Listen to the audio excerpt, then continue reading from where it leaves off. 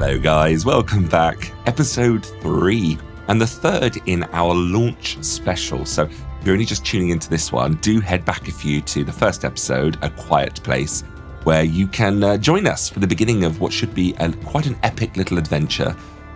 Going forward, I am looking to get an episode to you guys every week, so keep an eye out for that. And you can also follow us over on our website, elsewhereandbeyond.com, or on all our socials, Elsewhere and Beyond, or you can find the links down below.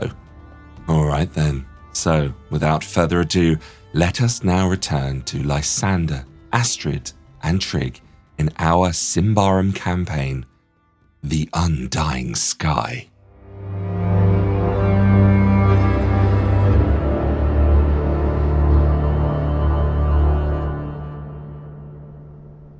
As a group, you have travelled back now from Malrogan's cave, where he and his bandits held their operations, and come back across the meadow that was sundered by the avalanche, and you all return to the camp where you had first met Bartolom, Keller, Telk, and the two guards, Laust and Dreg.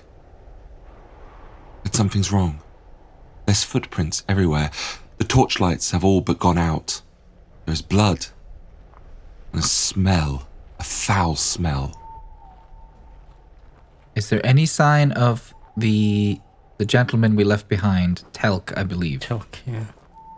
You definitely see a sign of him. There's some over near the wagon, and the rest of him is over by the fireplace. What? Pieces? Oh. Some of him is over there, and the rest of him is here. Can I, Lysander, use Beast Lore to maybe identify what's torn him apart? You may absolutely roll that. It's better than what I thought you said you were going to roll. I thought you were going to say Medicus to try and revive him. I'll put him back together, guys. Put him back together. Can I roll to see if I can resuscitate him? That is a success for you. Just. Jakar, wolf-like creatures from the mountains. They roam in packs. They're incredibly aggressive. They aren't unsimilar to wolves, but they are far more coordinated, cunning, and ferocious. Well, Lysander's just kneeling down, inspecting parts of this body, and he'll look towards the others. There's Jakar out here. Not surprising in a place like this. Astrid says as she approaches the campfire and picks up a finger from the snow. You find one. There are a few to pick from. Turning it around in her glove. The troll is already, going for his gear. Oh, yes. Oh, Of yeah. course. That's true. All right, boy, where's that sunstone of yours? Astrid says, looking at Barty. He takes the sunstone out. He looks at the mess and the savagery all around him. I wish I could have kept that fire going. I feel awful responsible. Nothing you could have done. You couldn't have imagined your caravan friend betraying you like that. Bartolom reaches for the sunstone. He places it down in the pit where the embers only glow now in their final moments. He closes his eyes, and unlike the magic that you felt with Malrogan, which was darker and more powerful, you only feel the gentle tug at the lowest point of your stomach as Bartolom draws upon power once more to reignite the fire. The fire itself bursts into life as if invoked by a spirit. It's warm and rousing, as if it had never gone out in the first place. That is pretty neat. Neato. If you are looking for anyone to blame Laust. Astrid says with a shrug, and she begins to sort of, I guess, pick up some semi-recognizable pieces.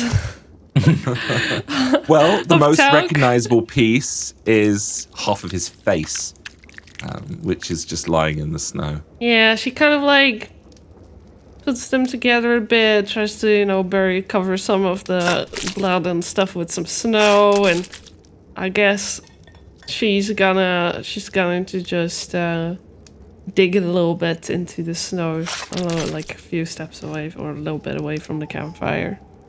You're about to pick up like a hand or something, and Meliora just swoops in and like grabs it before you can pick it up. Just takes off, flies it out of reach. Astrid just groans in annoyance, like, oh.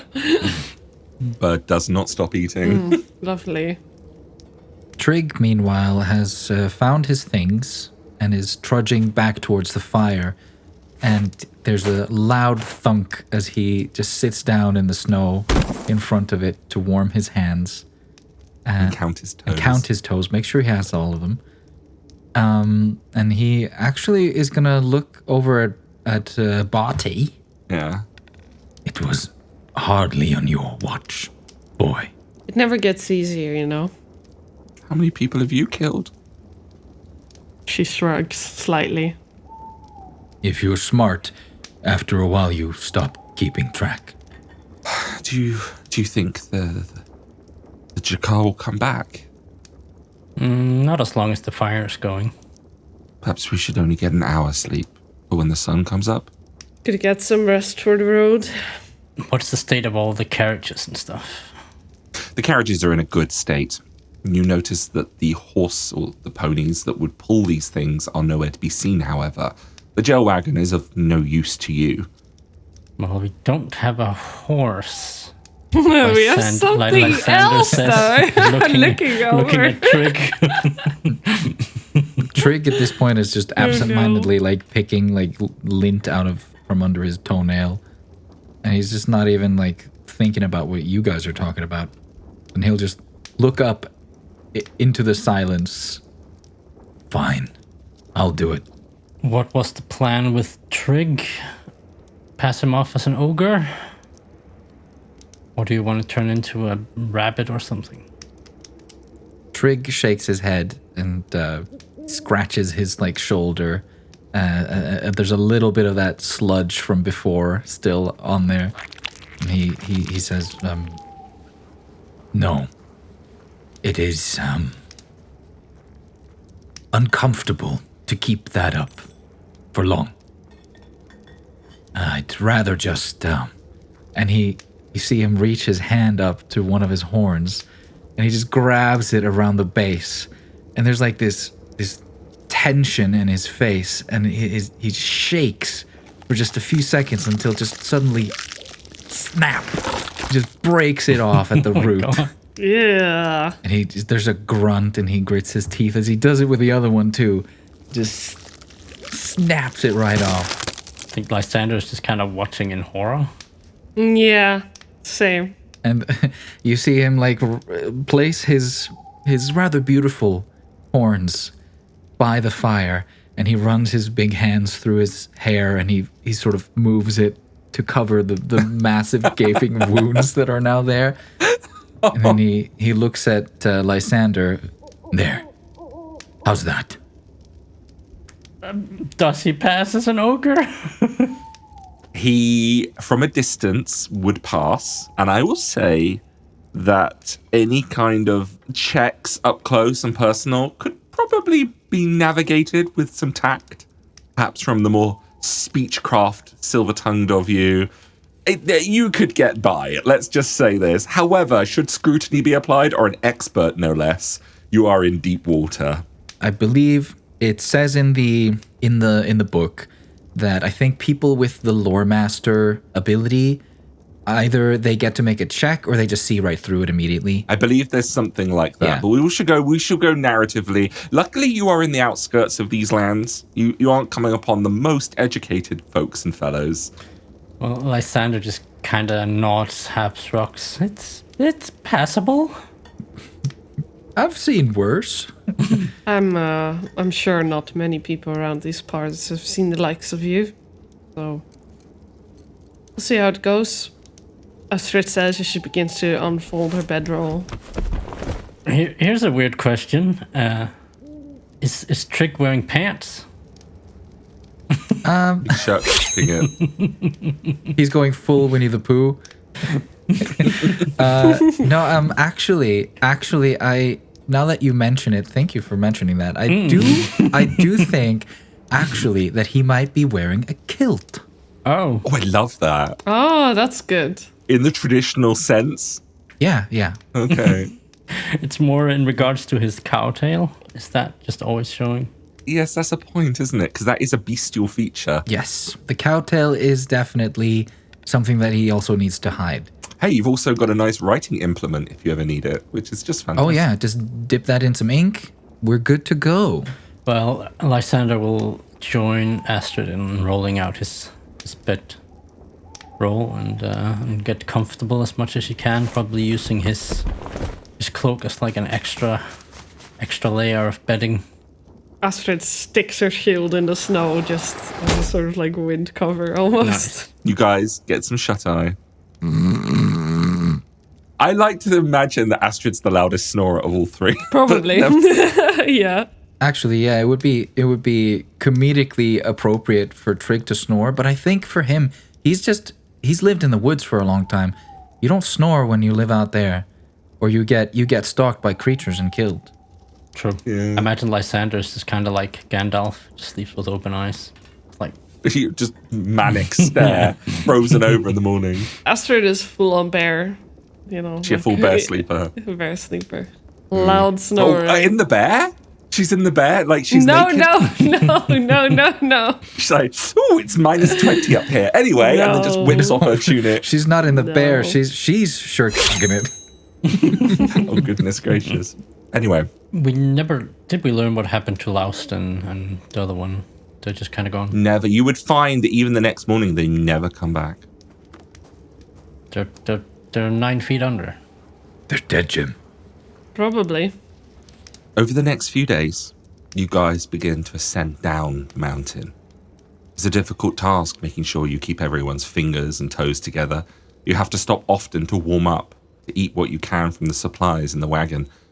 But as long as you keep going, as long as Trygg keeps going, you all make it down. It's a lot warmer at the base. It's not warm.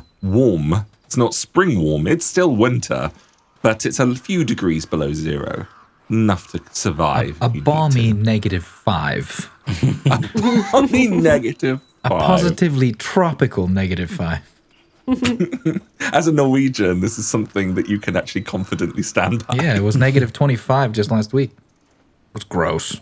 You guys eventually make it out of the pines. You come down off those rocky cliffs beneath the mountains, and you take your party and your wagon out onto the main dirt road that runs north towards the main lands of Ambria. It's scarce. Probably a few boulders here and there that generally make up the rustic appeal of this frigid tundra. After a few hours, the monotony of your journey is broken up by a rather curious sight. Ahead of you, 3 men astride horses are approaching. Well, Trygg will definitely warn the others before they get close enough to hear. Stay calm. Perhaps let Astrid take charge?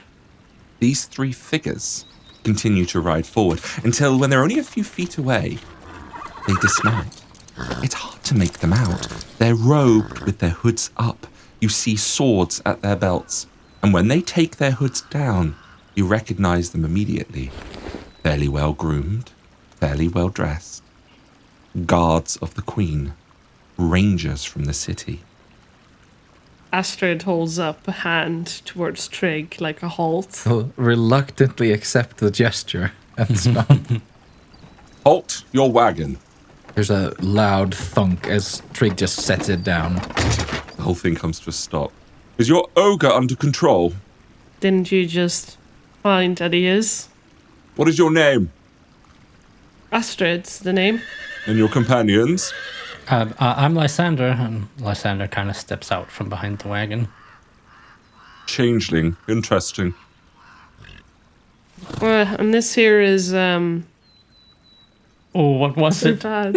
What was his? Was it Warden? It was Watcher. Watcher. Yeah. Okay. This here is Bartolom, Hello. apprentice of the Order Magica, and Watcher. She nods towards Trygg. Trygg performs an exaggerated gesture of looking into the horizon. There's supposed to be a captured troll coming down from the mountains. It is late. Have you seen any such on the road? We only saw a smoke in the distance from where we camped last night. Though these are dangerous parts. They are indeed. Can you go ahead and roll me a persuasive test? And Of course. can you suffer a -2 because they're slightly suspicious? Cool. If we saw a troll, we'd definitely be dead by now. You know, trolls are very scary and handsome and... Ooh, It's a fail. It's a fail. dangerous indeed. Open the back doors of your wagon. We would like to investigate. Men? Over the next few minutes, the officers pull everything out of the wagon. They open those back doors and they rifle through all of the grain sacks, all of the supplies, until eventually they come around very suspiciously of the large ogre at the front.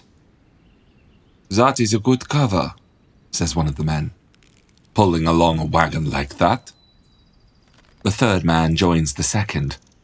What are you talking about? He got no horns. Trolls have got horns. Besides, you're far too big in the belly to be one of them trolls. Trolls don't get to eat very often because the Queen's Guard, we know what we're doing and we're protecting them towns. The two begin to talk backwards and forwards and seem to mumble amongst each other on whether or not this huge creature in front of them is indeed a troll or not. So I'm sure you men have nothing else to worry about. Heard that there's Malrogan still treads on these lands. Yes, and until he's defeated, he will continue to be a menace to all. That shan't be a worry no longer, Astrid says with a nod. She plucks the eyeball. I think I took out his eye from her pocket. Ooh, this is very clever. This distraction could not come at a better time. Those two men that were over with Trygg at the front of wagon were just leaning up to start prying and prodding. But when the captain comes forward and sees what you've procured, those two also come running. The captain was nearly reaching for his sword, but when he realizes that you're drawing out some evidence and not a weapon, his jaw just goes slack with awe. I have seen that eye. You have slain this man. Man, a strong word indeed. How did you do it? Abomination, I should say. Well, luckily, with the light of Prios on our side, Ah, yes, yes. and my companions, we managed. The flame is strong in you indeed. She nods. Now, as I'm sure you can understand, we have many more dangers to attend to. I, of course, don't want to rush you. You're always welcome with us, but time is short. Make a final persuasive test with a +3. Oh! Amazing success. nice. A wonderful success. The man dips his head to you and says, when you can get that to a town, you should seek a reward for your work. All proceedings shall go to the church, she says with a smile. May the Queen watch over you, and the eternal spark of Prios burn in your bosom. And you. And the man steps back. Men, mount, we're leaving. We shall find this troll. Good luck. Thank you. And they all mount back up, and they ride past you. One of the guards looks back just suspiciously at the group before his captain spurs him on, and they turn and move along the road. Just as the two men who were looking at Trygg turn to leave, he just lets out this this sigh of relief, and there's this trickle of blood that just runs down from one of the horn wounds that he just quickly brushes away. Whew, well, that was close. Astrid just begins to, rolls her shoulders and begins to limp forwards and just motions for Trygg to continue. Just quickly to get away from these rangers, Trygg just picks up the wagon again and just starts lightly jogging down the road. Bartolom is just getting jiggled around like all of his seat, and he's holding on. You see his one hand to the left, one hand to the right. He's got both his legs reaching out for different stirrups up there, and he's trying his best to hold on. And the wagon just gets ahead of both of you, even you, Lysander. Trigg's off. Well, Lysander will kind of run up to keep pace with Trygg, but he probably has to skip now and then to keep pace. Just give a he'll give a light chuckle, does the light of Prios often light your bosom, Trygg?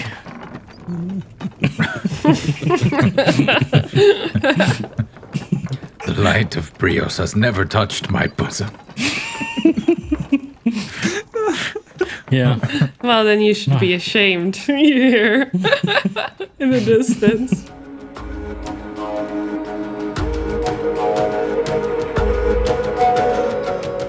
Hey guys, so before we continue, if you're enjoying the show, then why not consider supporting us over on Patreon?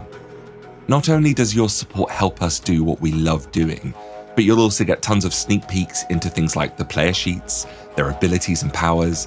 You can download our maps, laugh at the outtakes I find when editing, and even download the latest music I compose for the show. That's elsewhere and beyond over on Patreon. Links can be found in the description below.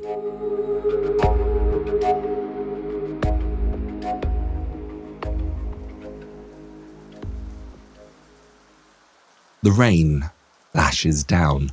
The slop of mud sloshes underfoot. Your clothes are soaked, and in the gloom of this stormy, starless night, you can make out the rooftops and gables of a few wood and brick houses ahead. The soft glow of light illuminates the edge of a small village. "Set it down, quickly!" cries a voice in the distance, somewhat muffled by this deluge of rain. "It will find us any moment now. Set it down," comes the voice again. You've all arrived on the outskirts of the small and quiet village of Odalian, nestled along the Velamar River, somewhere in the southern region of Ambria. Cool. Did they say set it down? Set it down. Someone's calling out. Set it down. I mean, are they yelling at us? Make a vigilant test. Oh. Oh, that is a success from Lysander. A Oh. failure from Trygg. Do you want to throw your punches, Astrid? Oh, sure. Sure. Let's go. It's the rain, it's just lashing, and it's that kind of rain where it actually ruins, like, viewing distance. It's just so, the raindrops are so thick and pelting. But you, Lysander, you know the voice is too far away, and you can hear them calling, and the way that they're speaking, it does not seem, or should I say shouting, it does not seem directed towards your little convoy. All right. Lysander keeps going. He doesn't really think much of it, so he's not really going to say anything. Yeah. We're rolling into town. Rolling into that, quite literally. Yeah. It's very dark. It's very dark as well. You don't see any stars at this point.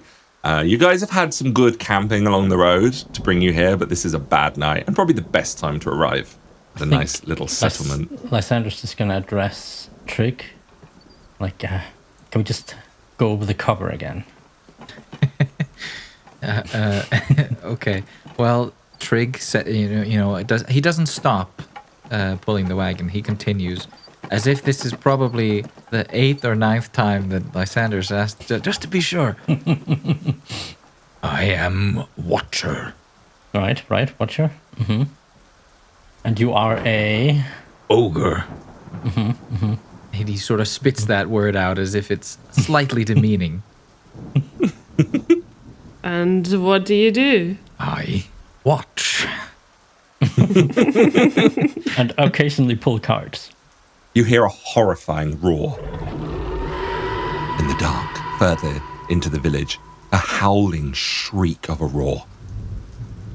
Before a crunch and the sound of slates or glass breaking, and then a man screaming in agony. The squelching wet noise of something being pried apart, and then silence again. Can I do a Beast Lord cunning check on that roar? You may definitely do a Beast Law cunning check on that. You rolled a natural 1. That's the best roll possible. Oh, nice. That is an abomination. Oh. He's going to put out his hand and like try and put it on Trygg's belly to stop him. We need to stop for a moment. What is it? There's an abomination up there somewhere. What? You heard the roar. I thought it'd be just a wolf or something. That's no wolf. Yeah, no, No, yeah, no, that's not a wolf. Not a wolf. No. Then it's a big ass wolf. Well, then I say better prepare yourselves.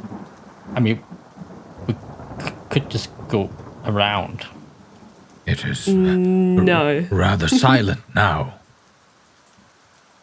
Perhaps the villagers have...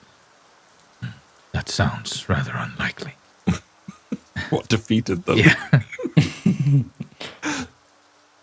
I think at this point, Lysander's gonna assume it's possible to crawl like on the carriage to try and get up. Get up onto the roof. Yeah.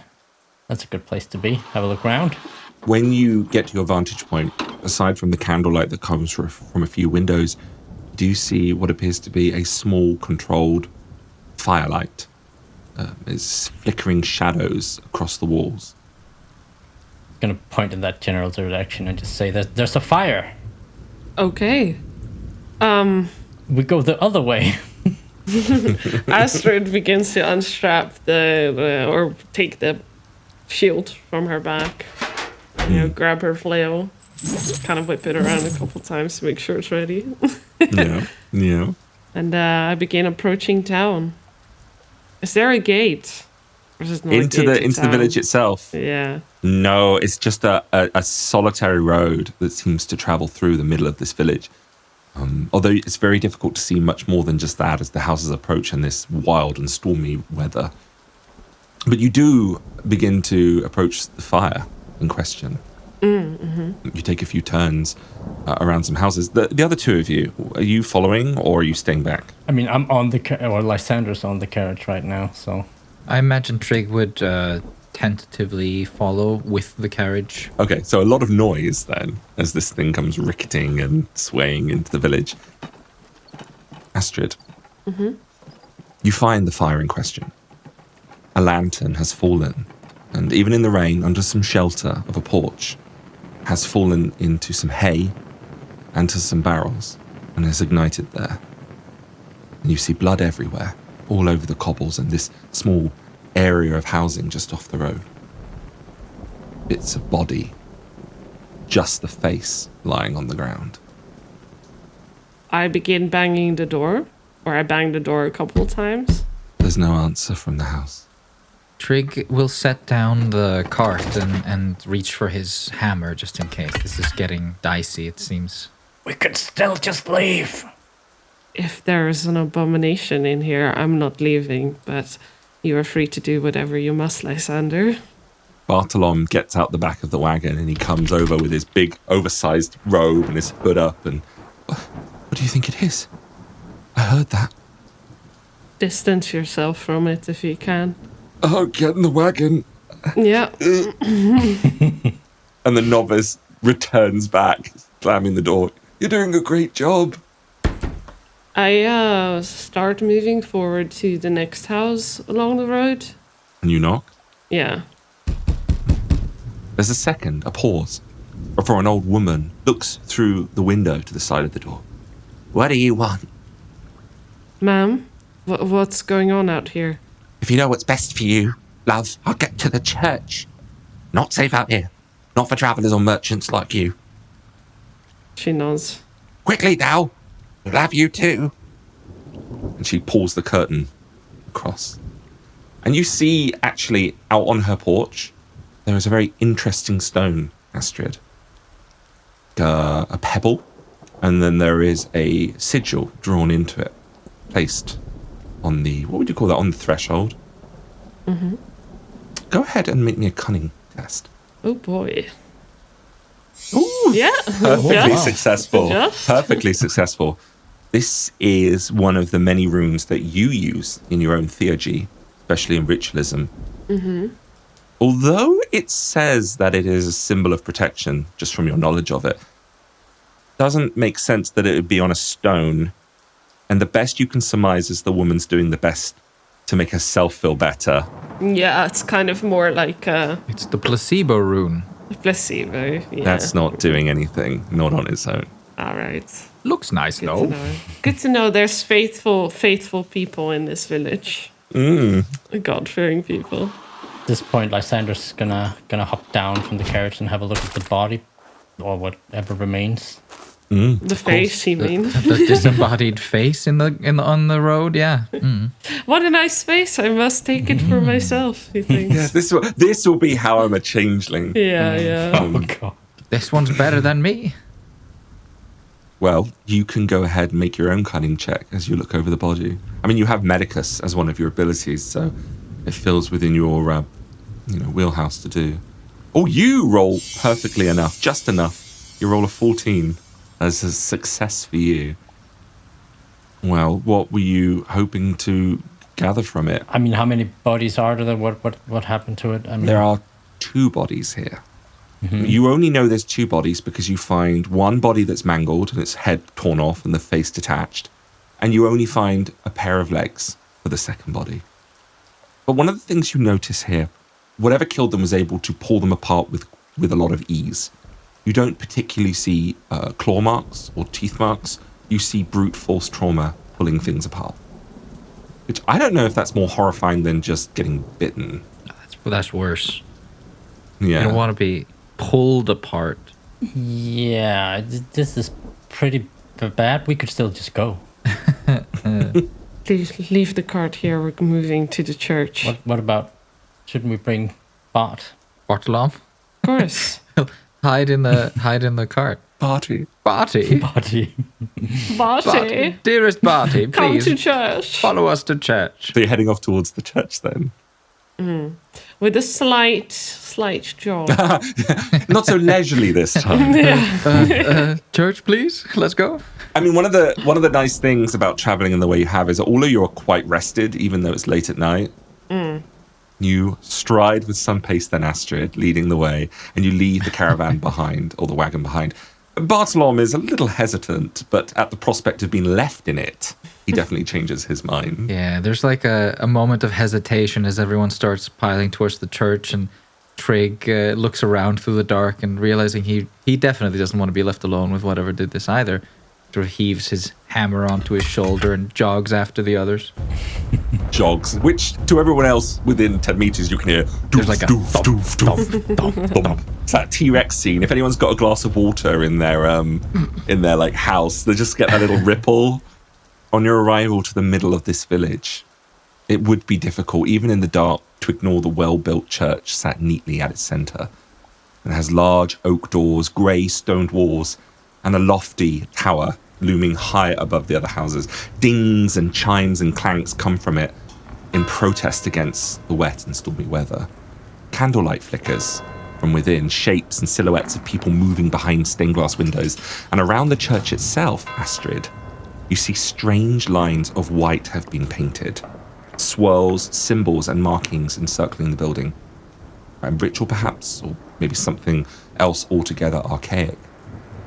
Can I look at it long enough to sort of figure out if it is something I've been taught or if it's just another placebo kind of meh? This one is quite impressive because Okay. you personally know how to write these sigils. Okay. Yeah. All right. I see. Sanctified ground. This is an emergency ritual. This has been put together very quickly, and you can see why they've used paint instead of salt, considering the weather. Yeah, because it could have just been washed out. Okay. And you can feel it. I comfortably step over the... Now, I must stress, is anyone here undead or an abomination? I mean, no. No. The big, hefty oak doors are closed, but you can all step over. Bartolom steps over with you, and you stand before them. Lysander's making sure to tuck his cloak, like the hood of his cloak around his ears and stuff, so he just looks a little bit more human. Bang my fist on a door. FBI, open up! No. She kicks it in. She just leans back and launches her foot into it. Lysander just No. smashes a vase against the wall. Just for no reason. And then you see Trygg just fall through the ceiling on a cable. Punches through the wall. Oh yeah. Oh no. Surely Prios has a symbol and all the people wear Sure. a symbol around their neck or something. Symbol of the sun. Yeah, she takes her sort of amulet out of her shirt. Well, noted, because those heavy doors open.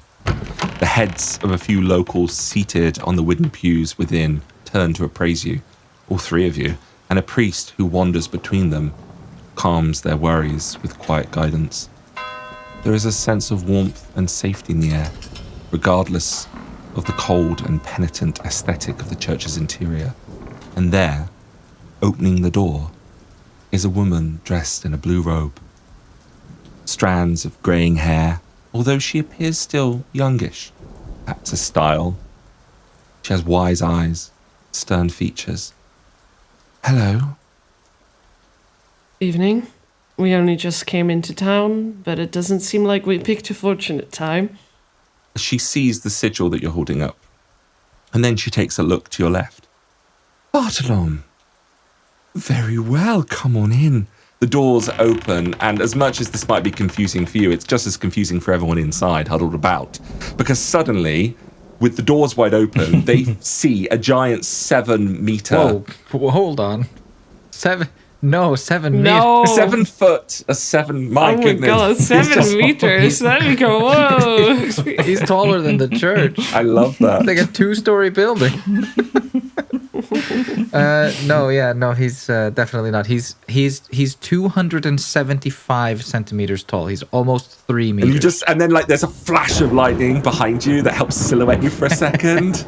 You see the priest himself, a rather scrawny looking man with a very kind of frail disposition about him, irritable old clergyman, you could say. Grey mutton chops, short straggly hair.